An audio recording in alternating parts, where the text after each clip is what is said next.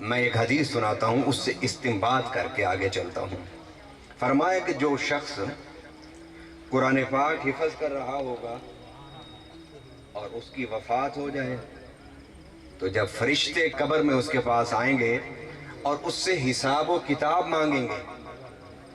اللہ فرمائے گا اس سے حساب و کتاب نہ لو،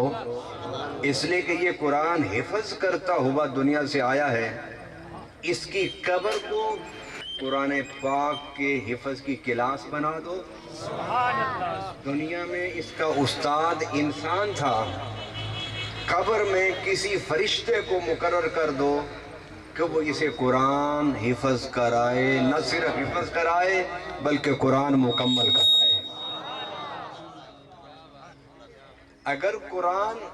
پڑھنے والا قبر میں اس کی کلاس کو اللہ حفظ القرآن کی کلاس بنا دے گا اور فرشتے کو استاد بنا کر بٹھا دے گا کہ یہ عمل کرتا ہوا آیا ہے، پھر مجھے کہنے دیجئے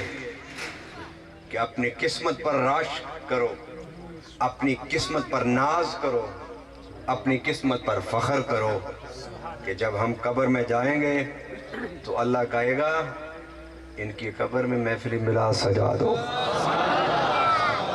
اللہ کیوں محفل میلاد سجا دیں؟ فرمایا یہ ساری زندگی جو محفل میلاد سجاتا آیا ہے، انشاءاللہ تعالی ہم ذکر میلاد کرتے ہوئے آئے ہیں